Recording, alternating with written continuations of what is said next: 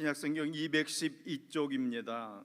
사도행전 15장 1절부터 21절까지의 말씀입니다.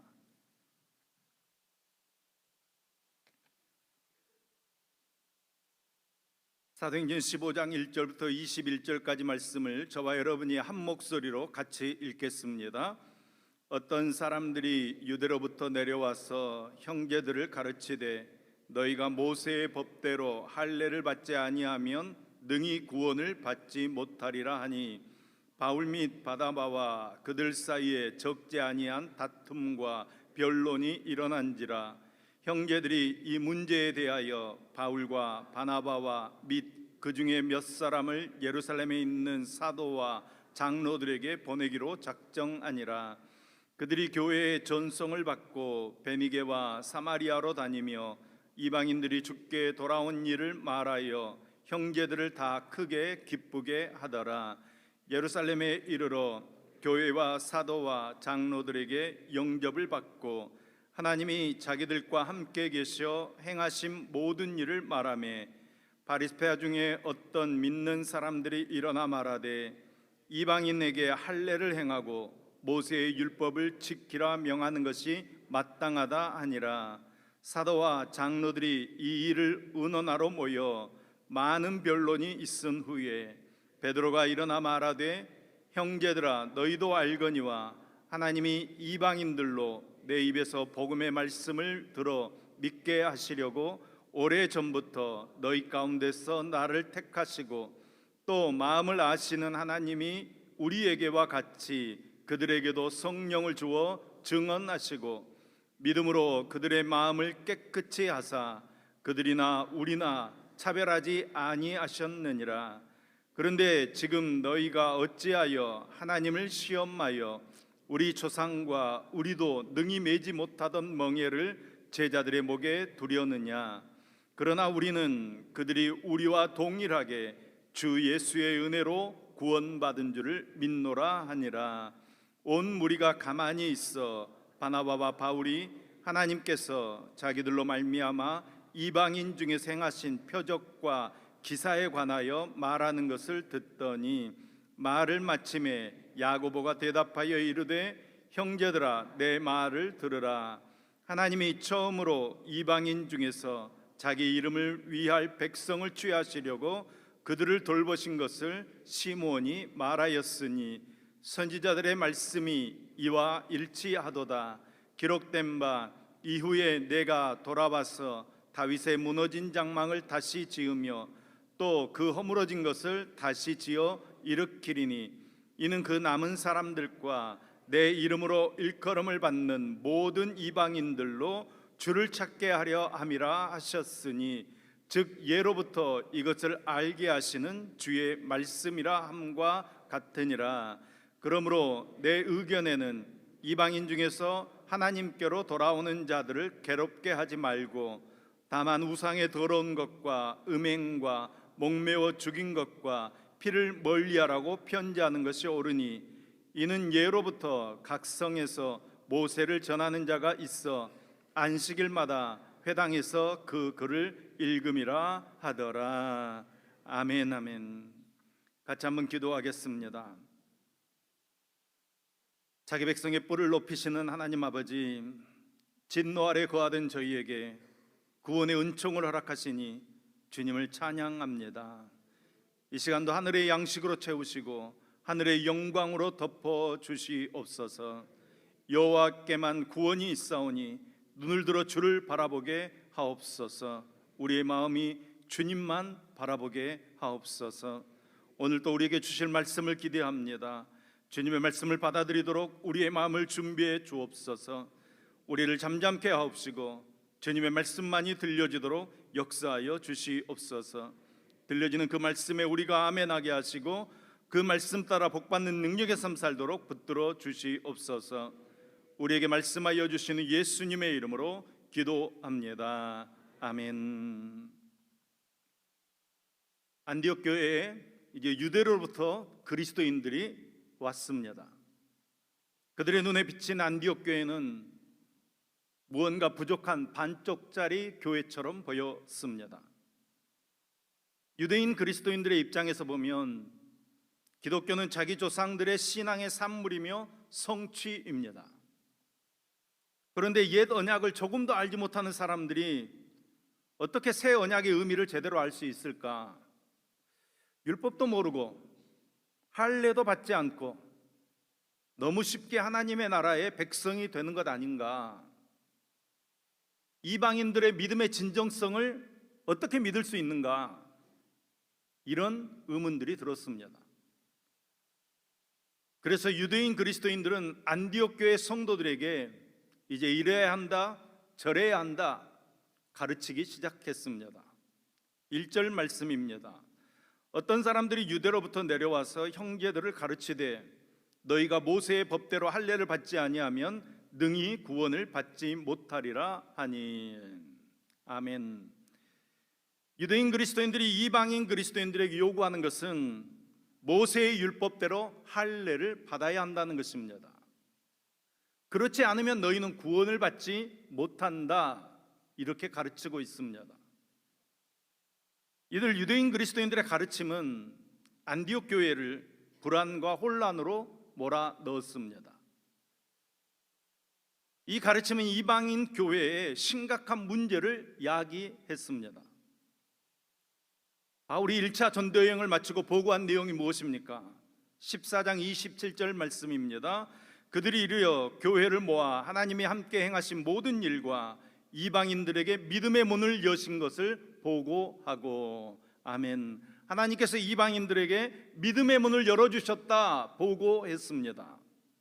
많은 이방인들이 이제 믿음의 길로 들어서려고 하는데 유대인 그리스도인들로 인해서 그 문이 닫히게 되는 것입니다. 할례를 받느냐 받지 않느냐, 왜 이리 더 큰 갈등을 일으키는 문제가 되는 것입니까? 단순하게 그냥 이왕 예수님 믿었는데 할례 받는다고 뭐 나쁠 거 있느냐, 이렇게 생각할 수 있습니다. 그런데 그렇게 간단한 문제가 아닙니다. 이 문제는 구원이 전적인 하나님의 은혜냐, 아니면 어떤 조건, 어떤 자격이 필요하냐, 이것을 판가름하는 문제이기 때문입니다. 할례가 구원의 조건으로 제시되는 순간 예수님의 십자가의 대속의 죽음은 무언가 부족한 죽음이 되는 것입니다. 예수님도 믿고 할례도 받으면 이중적으로 보호를 받는 것이 아니라 예수님을 통한 은혜의 구원을 부인하게 되는 것입니다. 그런데 유대인들에게는 할례는 하나님의 명령이고 하나님 앞에서 행하는 거룩한 예식입니다. 할례는 선택받은 하나님의 백성이라는 증표입니다. 때문에 유대인들은 하나님의 선택받은 백성, 선민이며 할례받은 거룩한 백성이라는 긍지와 자부심을 가지고 살아왔습니다. 그리고 할례받지 못한 백성들, 할례받지 못한 다른 민족들을 이방인이라고 부르면서 하나님의 선택을 받지 못했고 하나님의 약속도 없고 하나님의 은혜도 없는 아주 하찮은 사람들이다, 이렇게 생각했습니다. 그래서 어떤 랍비는 하나님께서 이방인을 만드신 것은 지옥의 불시세계로 쓰시려고 만드셨다, 이렇게 가르치기까지 했습니다. 그래서 할례 받지 않는 사람하고는 상종도 하지 않았습니다. 거룩한 주님의 교회, 하나님의 교회에 이방인이 들어왔습니다. 하나님의 백성은 할례를 통해서 되는 것인데 예수 믿어도 하나님 백성 되려면 할례를 받아야 한다, 유대 그리스도인들은 그렇게 생각했습니다. 그런데 안디옥 교회에 가보니까 교회 안에는 유대인도 많았지만 이방인이 더 많이 있습니다. 거룩한 주님의 교회가 할례 받지 못한 이방인들로 가득 있는 것입니다. 때문에 그들은 바나바와 바울에게 이방인들에게도 할례를 행하도록 해라 소리 높여 이야기합니다. 그리고 안디옥 교회 교인들에게도 여러분 예수 믿고 그리스도인 되는 일 귀한 일입니다. 잘하셨습니다. 그런 하나님께서 율법을 통해 할례 받아라 명령하셨습니다. 하나님의 명령을 따라 아브라함도 할례를 받았고 모세도 할례를 받았고 우리가 믿는 예수님도 할례를 받으셨습니다. 우리도 할례 받아야 합니다. 모세의 율법대로 할례를 받지 아니하면 구원받을 수 없습니다. 할례를 받지 않는 이방인 여러분, 속히 할례를 받으십시오. 그런데 이들의 주장을 듣고 바나바와 바울은 분명하게 이야기합니다. 아닙니다. 구원은 할례를 통해 받는 것이 아닙니다. 예수 그리스도의 십자가의 보혈의 능력으로 예수 그리스도를 믿는 우리의 믿음으로 구원받는 것입니다. 할례로 하나님 자녀가 되는 것이 아니기 때문에 할례 받을 필요 없습니다. 이제 유대인 그리스도인들과 이방인 그리스도인들과 논쟁이 치열해졌습니다. 2절 말씀입니다. 바울 및 바나바와 그들 사이에 적지 아니한 다툼과 변론이 일어난지라. 형제들이 이 문제에 대하여 바울과 바나바와 및 그 중에 몇 사람을 예루살렘에 있는 사도와 장로들에게 보내기로 작정하니라. 아멘. 그러니까 안디옥 교회는 이 문제를 해결하기 위해 교회 대표를 예루살렘으로 보내기로 작정합니다. 문제의 근원지인 예루살렘 교회에 가서 공식적인 답변을 요청하기 위함입니다. 논쟁을 잠시 접고 예루살렘 교회의 결정에 따르기로 한 것입니다. 지금 우리들에게는 믿음으로 구원받는 것입니다. 이 복음은 당연한 것입니다. 너무나도 당연한 것입니다. 그런데 초대교회 때는 율법과 복음의 관계에 대해서 무척이나 혼란스러웠습니다. 약속하신 메시아 그리스도가 예수님이신 것은 분명합니다. 예수님께서 십자가에서 대속의 죽음을 죽으시고 부활하셨고 승천하셨다는 것은 분명합니다. 구름을 타고 올라가신 예수님 다시 오실 것도 분명합니다. 그런데 예수님께서는 율법과 선지자의 약속대로 이 땅에 오신 분이십니다. 이 사실이 분명해야 합니다. 그렇다면 여러분, 율법은 무엇이고 선지자는 무엇입니까? 율법에는 안식일을 지켜라, 할례를 행해라, 유월절, 장막절, 오순절, 절기를 지켜라, 하나님께 소와 양을 제물로 피의 제사를 드려라, 부정한 음식은 먹지 말아라, 스스로를 더럽히지 말아라, 이런 수많은 가르침들과 명령들이 있습니다. 그렇다면 여러분, 우리가 율법대로 안식일을 지키는 것이 마땅하지 않겠습니까?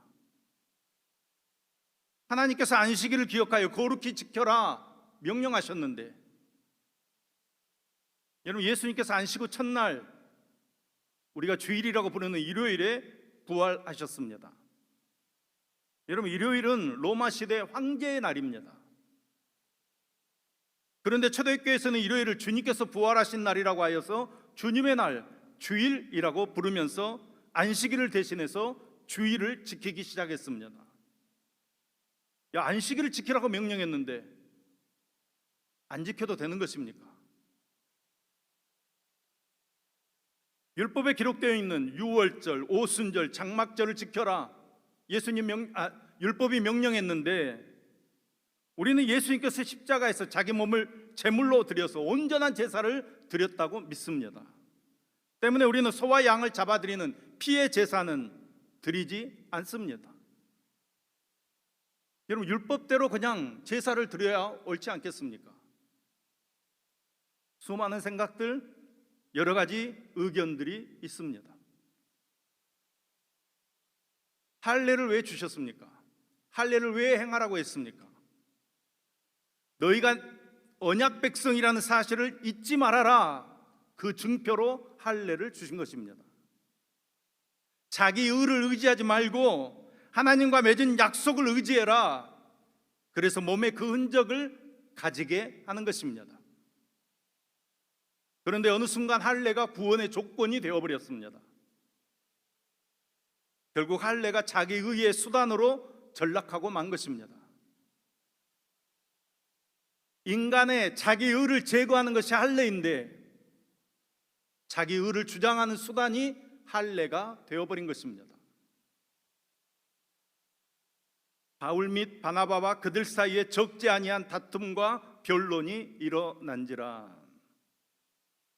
여기 바울과 바나바는 안디옥 교회 지도자들이고 그들은 베드로와 예수님의 동생이었던 야고보를 중심으로 한 예루살렘 교회의 지도자들입니다. 이들 사이에 다툼과 변론이 일어났다 성경은 기록하고 있습니다. 여러분, 예루살렘 교회와 안디옥 교회는 모두 다 기도와 말씀이 있는 교회였고 성령으로 충만한 교회였습니다. 그런데 둘 사이에 의견 차이가 있는 것입니다. 입장 차이가 있는 것입니다. 여러분, 입장 차이는 당연히 있을 수 있습니다.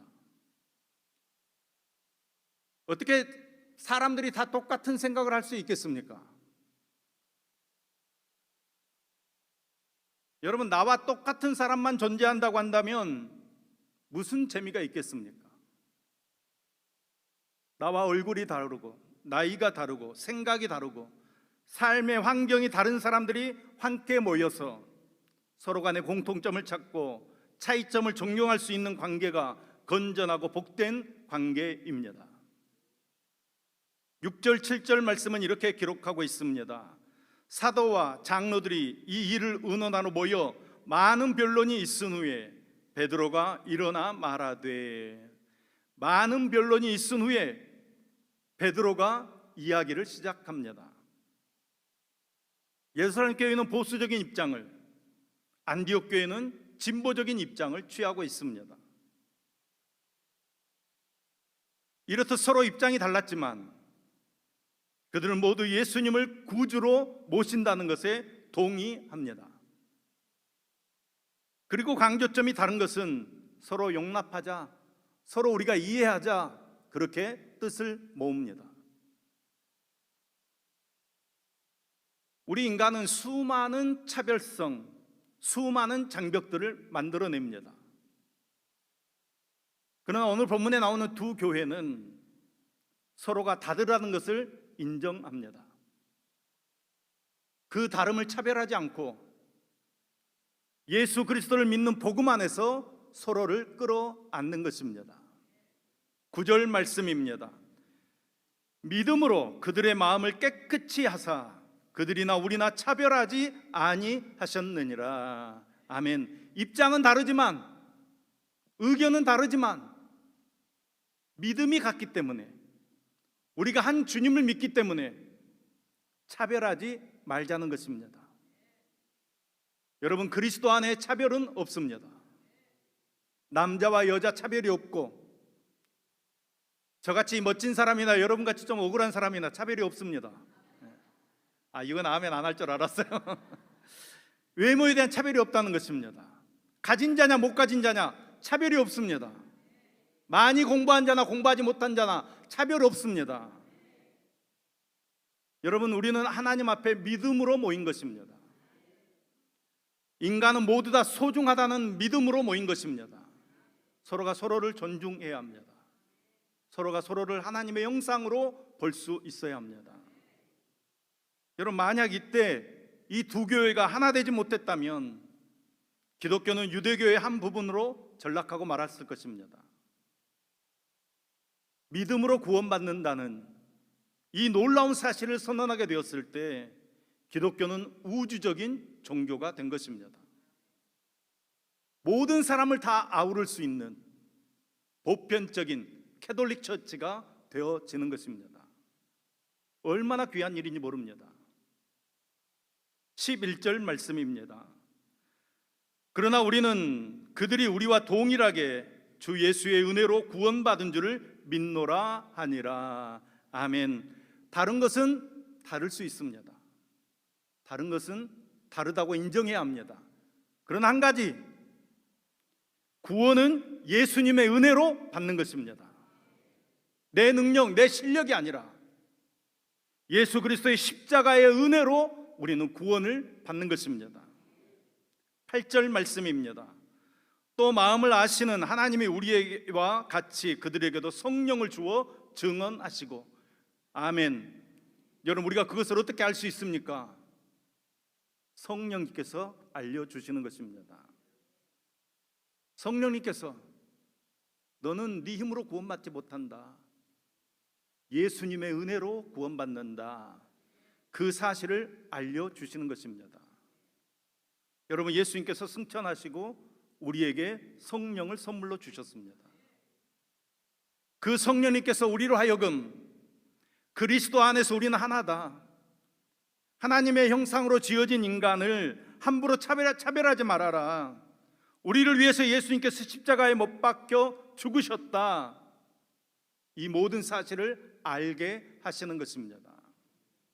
성령님께서 우리는 하나님 아버지로 모시는 믿음의 형제 자매이니 서로 사랑하고 서로 용납해 주어라 알려주시는 것입니다. 여러분, 때로 갈등이 있을 수 있습니다. 갈등이 있을 때 우리는 문제를 이야기할 수 있어야 합니다. 여러분, 갈등이 있는데도 그냥 덮으면 안 됩니다. 갈등이 있을 때 우리는 이야기할 수 있어야 됩니다. 제가 당회에서 자주 얘기합니다. 재직회는 좀 시끄러워야 합니다. 모두 다 그냥 박수치고 끝나는 재직회는 올바른 재직회가 아닙니다. 서로 의견이 다를 수 있습니다. 그런데 그 의견들을 하나로 만드는 것이 재직회입니다. 재직회에서 한 의견을 만드는 것입니다. 재직회 끝나고는 한 의견에 우리가 존중할 줄 알아야 합니다. 설사 내 의견이 다르다고 할지라도 우리가 한 의견을 만들었으면 그 의견을 존중할 줄 알아야 합니다. 그것이 올바른 재직회입니다. 우리는 다르다는 것을 인정해야 합니다. 여러분, 우리는 생긴 것이 다 다른 것처럼 생각하는 것이 다 다릅니다. 똑같을 수 없습니다. 아무리 잘하려고 애를 써도, 아무리 좋게 하려고 애를 써도 여러분의 마음에 들지 않는 것이 사실입니다. 피택 지금 선거 이제 시작하고 있는데 이런 방법들이 여러분에게 마음에 안 들 수 있습니다. 왜 이렇게 우리를 불편하게 하느냐 할 수 있습니다. 그러나 우리는 서로 존중하는 것입니다. 서로 사랑하는 것입니다. 의견이 다를 수 있습니다. 그러면 우리는 하나님께 물어봐야 합니다. 하나님께서 기뻐하시는 것이 무엇입니까? 우리 교회가 하나님의 뜻을 쫓아가야 합니다. 그때 성령님께서 우리의 마음을 주장해 주실 줄로 믿습니다. 안디옥 교회와 예루살렘 교회가 모여서 논쟁하는 것입니다. 왜 이런 일이 우리 교회 가운데 있었냐, 왜 이렇게 할례를 받아야 하냐, 할례를 받지 말아야 하냐, 막 서로 논쟁하는 것입니다. 서로 자기가 옳다고 주장하는 것입니다. 그런데 이제 성령의 인도하심을 따라 할례로 구원받는 것이 아니라 믿음으로 구원받는다, 복음의 내용을 다시 확인합니다. 우리의 구원은 오직 믿음, 오직 은혜로 받는 것입니다. 우리의 구원은 오직 하나님의 은혜와 믿음으로 받는 것입니다. 여기에 무슨 단서나 조건을 붙이면 다른 복음입니다. 예수 믿어야 합니다. 그러나 할례 받아야 합니다. 예수 믿어야 합니다. 그러나 헌금 많이 해야 합니다. 예수 믿어야 합니다. 그러나 착하게 살아야 합니다. 여러분, 이런 복음에 속으시면 안 됩니다. 천국의 문, 구원의 문, 영생의 문은 우리의 의로 열 수 없습니다. 선행으로, 고행으로, 율법을 지킴으로 열 수 없습니다. 불가능한 일입니다. 결코 열리지 않습니다. 믿음으로 여는 것입니다. 에베소서 2장 8절 말씀입니다. 너희가 그 은혜를 인하여 믿음으로 말미암아 구원을 얻었나니 이것이 너희에게서 난 것이 아니요 하나님의 선물이라. 아멘, 아멘. 우리에게서 난 것이 아닙니다. 우리의 힘으로 구원받을 수 없습니다. 하나님께서 구원을 거저 주시는데 여러분, 공짜로 받는 것이 아닙니다. 공짜라고 하나님의 은혜를 천한 것 싸구려라고 생각하시면 안 됩니다. 일회용 컵처럼, 다이소에서 파는 1,000원짜리처럼 천하게 여겨서는 안 되는 것입니다. 하나님께서는 우리를 구원하시기 위해 하나뿐인 독생자 아들을 세상에 보내주셨습니다. 성자 예수님께서는 자신의 영원한 생명을 주시기 위해, 우리에게 영원한 생명을 주시기에 자기의 생명을 내어 놓으셨습니다. 살이 찢어지고 뼈가 부서지는 아픔을 참아내셨습니다. 하나님의 크신 사랑으로 받은 구원인데, 예수님의 십자가의 그 공로로 받은 구원인데, 값없이 주신다고, 거저 주신다고, 한없이 주신다고 값싼 은혜로 생각해서는 안 됩니다.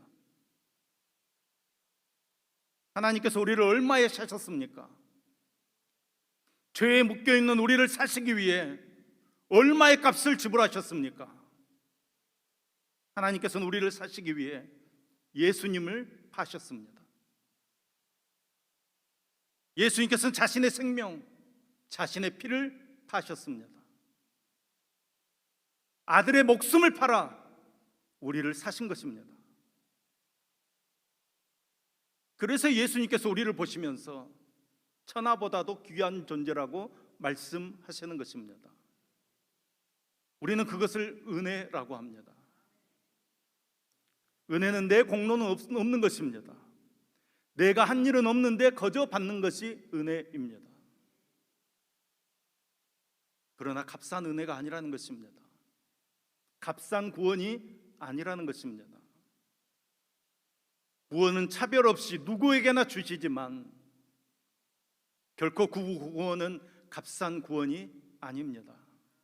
하나님께서 자기 독생자를 죽이면서까지 엄청난 대가를 지불하시고 우리에게 주셨기 때문에 우리는 감사하고 감격하며 살아야 하는 것입니다. 여러분, 우리는 예수님의 은혜로 구원받습니다. 다른 복음은 없습니다. 다른 길은 없습니다. 오직 예수님의 은혜로 구원받는 것입니다. 하나님과 예수님의 그 은혜를 우리가 항상 기억하면서 내가 예수님의 은혜를 입은 사람이다, 나는 존귀한 사람이다, 이렇게 하나님 앞에 감사할 수 있는 저와 여러분 되기를 간절히 소망합니다.